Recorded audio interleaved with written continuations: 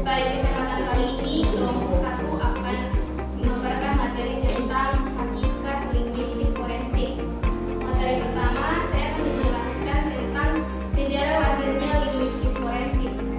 Perkembangan awal linguistik forensik ditandai dengan adanya kesadaran pentingnya unsur bahasa dalam sebuah penyelidikan kepolisian. Linguistik forensik pertama kali berkembang di Inggris. Penyebutan pertama istilah linguistik forensik dilakukan pada tahun 1968 dalam sebuah analisis laporan polisi yang dilakukan oleh James Parfitt tentang perkataan Timothy John Evans. Timothy John Evans adalah seorang terdakwa pembunuhan terhadap istri yang lainnya di Rome Place nomor 10 Notting Hill, London. Pada saat itu, Parfitt ditunjuk untuk menyelidiki laporan Evans tersebut. Parfitt yang merupakan salah satu ahli bahasa yang paling awal terlibat dalam studi korpus menganalisis matematis bahasa melalui pengumpulan dan studi korpus. Ia menganalisis laporan Evans dengan menggunakan beberapa metode tertentu. Pada tahun 1963, Ernesto Miranda didakwa dalam sebuah perampokan yang nyata, tetapi mengajukan bandingan dengan alasan bahwa ia tidak meneliti pengacara hasilnya pada saat interogasi.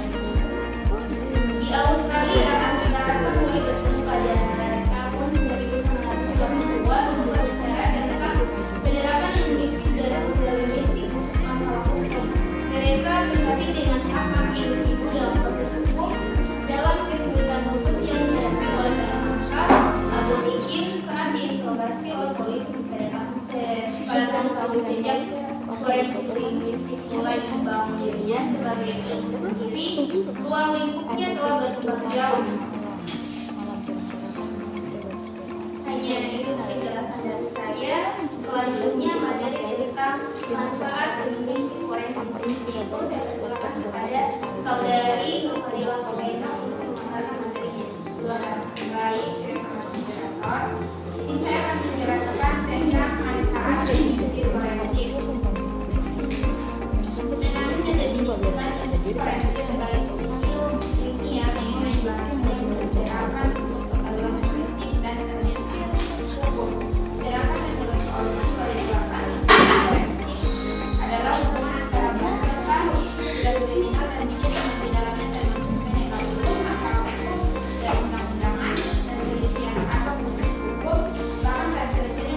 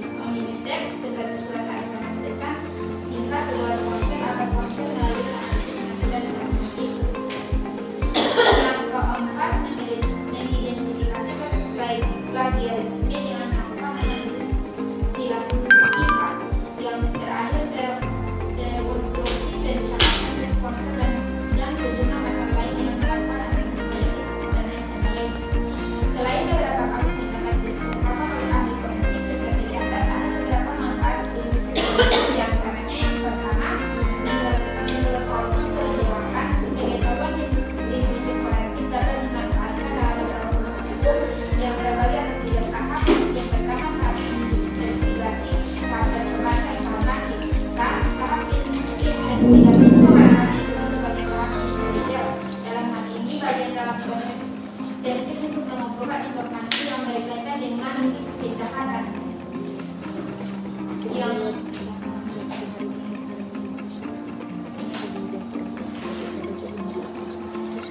yang kedua dalam pengajaran linguistik forensik. Linguistik forensik berperan dalam hubungan dengan kedua ilmu yang menjadi dasar linguistik forensik. Pembalasan bahasa dan hukum dipelajari secara seimbang. Dan yang terakhir, Indonesia merupakan salah satu negara multilingual jika akan muncul beberapa kasus yang berhubungan dengan kebebasan berkaitan dengan hal tersebut untuk menghindari kasus yang menyangkut data kebebasan perlu adanya linguistik forensik. Itu yang bisa saya sampaikan. Saya kembalikan kepada saya. Baik, terima kasih. Selanjutnya materi tentang bidang kajian linguistik forensik yang akan dijelaskan oleh Anda yang akan saya persilakan. Baik, terima kasih moderator. Di sini saya akan menjelaskan materi tentang bidang kajian linguistik forensik. Dalam linguistik forensik, pengetahuan dan teknik linguistik diterapkan untuk mengkaji fenomena kebahasaan yang terkait dengan kasus hukum atau pemeriksaan perkara atau sengketa pribadi antara beberapa pihak yang pada tahap berikutnya terdampak pada pengambilan tindakan secara hukum oleh Oso tahun 2008. Linguistik forensik juga mengkaji bahasa yang digunakan di penjara, pengembangan penerjemahan bahasa yang digunakan dalam konteks peristiwa hukum, penyediaan bukti forensik linguistik berbasis pada kepakaran dan penyediaan kepakaran linguistik dalam penyusunan dokumen legal serta upaya penyederhanaan bahasa hukum oleh Gibbons tahun 2007 halaman 12. Kajian linguistik forensik juga terkait dengan permasalahan kebinekaan khususnya di Indonesia, baik kebinekaan bahasa maupun kebinekaan budaya. Hal ini disebabkan interaksi budaya dan bahasa yang berbeda dalam masyarakat Indonesia bukan tidak mungkin menimbulkan kesalahpahaman yang berakibat pada friksi horizontal. Sekian dari saya kembalikan ke moderator. Baik, terima kasih telah materi dari kami. Untuk itu saya persilakan kepada teman-teman yang ingin bertanya.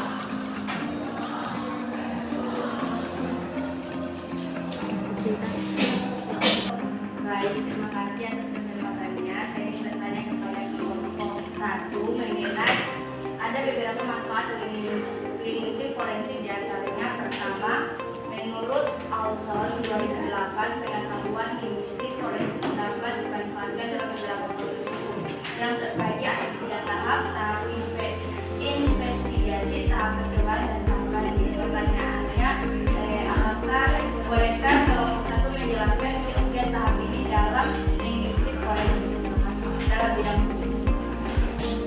Baik, terima kasih Yowati. Saudari Fadila akan menjawab pertanyaan dari saudari. Baik, terima kasih. Di sini saya akan mencoba menjawab pertanyaan dari Yowati mengenai 3 tahap dalam manfaat linguistik forensik. Yang pertama itu tahap investigasi. Tahap investigasi juga kadang-kadang disebut sebagai tahap intelijen. Dalam hal ini bagian dari proses detektif untuk mengumpulkan informasi yang berkaitan dengan kejahatan dalam hukum. Tidak semua informasi yang dikumpulkan selama investigasi dapat digunakan di pengadilan. Pada tahap investigasi, linguistik forensik berperan membantu dalam mengembangkan strategi wawancara dan interogasi. Adapun pada tahap penilaian, linguistik forensik berperan sebagai upaya strategi lain untuk mengungkapkan barang bukti lain melalui strategi kebahasaan. Pada tahap banding, linguistik forensik mengambil peran dalam proses pemberian nasihat hukum mengenai penganalisan kebahasaan. Itu yang bisa disampaikan kepada moderator. Boleh keluar dari kelompok tadi bagaimana atas jawaban yang telah kami berikan.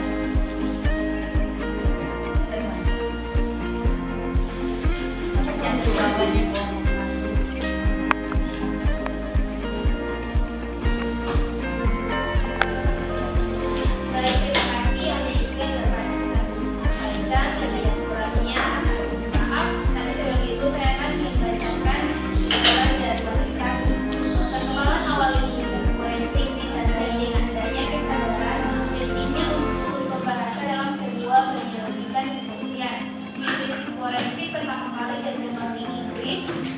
Penelitian pertama istilah linguistik forensik dilakukan pada tahun 1968 dengan sebuah analisis laporan polisi yang dilakukan oleh James Sterling tentang pernyataan Imon Dwight and Russ. Ini yang akan saya sampaikan. Lebih dan kurangnya saya mohon maaf. Wassalamualaikum warahmatullahi wabarakatuh. Waalaikumsalam warahmatullahi wabarakatuh.